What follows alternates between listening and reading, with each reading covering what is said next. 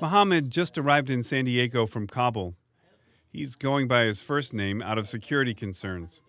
Mohammed finally has the space to deal with mundane dad problems, like helping his young son adjust to American schools. He just started school from the day before yesterday here. He said like, Dad, everyone speak English, I can't. I said, no worries, you will be learning. For nearly 4 years, Mohammed has been trying to get himself and his young family out of Kabul. His work as a translator for the U.S. Army made life dangerous. The Taliban visited Mohammed's home village, threatening his parents and extended family. He felt he had to leave. I'm safe here. The main thing is security. Security is better than everything because we save our life. We save our kids, family. We need that. Mohammed came to the U.S. under the Special Immigration Visa Program. The latest defense bill set aside another 4,000 visas for interpreters. Supporters say it's a fraction of the number needed to clear away the backlog of at least 10,000 interpreters and their families. I had to look these people in the eye and say, we're not going to abandon you. America doesn't do that. Matt Zeller co-founded the group No One Left Behind after struggling to get his own interpreter out of Afghanistan. The Army vet fears the last chapter of America's longest war will be a humanitarian tragedy. If we fail to keep this promise, there's an entire generation of Vietnam veterans who will tell you that the greatest sin of their war was the abandonment of the allies that we left behind. The problem isn't just the number of available visas, but the approval process, which typically takes years.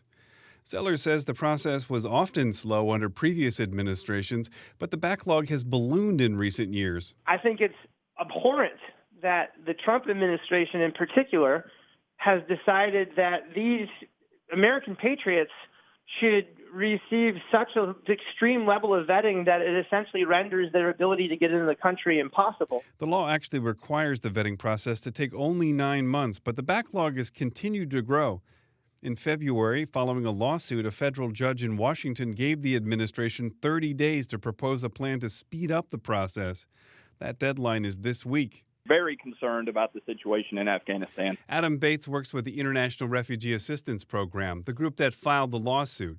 He says even if the Trump administration improves the process, the fear is that time is running out if Americans aren't in Afghanistan to vet the applications. Very concerned about the situation in Afghanistan. We're especially concerned gravely at the idea of relying on the Taliban in some kind of post-agreement Afghanistan to protect Afghans who served with the U.S. mission. America has been in Afghanistan for nearly 2 decades. For those who work with U.S. forces, the work could be risky, but the dangers weren't always overt. There's a feeling that will change now that the Taliban is likely to play a prominent role in the new Afghanistan.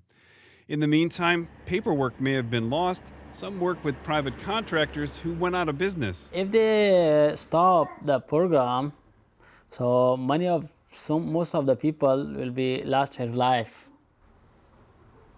It's that serious. Yeah. Mohammed just started a job in San Diego working for a small manufacturer. It's a big change from when he was still in Afghanistan, when his work with U.S. forces made it hard for him to find other jobs. Life is going very, very bad because we need money to save our life. We need everything for our kids, for everything. Mohammed is still in contact with other former translators back home. That includes one man in the eastern part of the country whose brother was killed by the Taliban. Mohammed said he hopes the next round of visas will be for the colleagues that he left behind. Steve Walsh, KPBS News.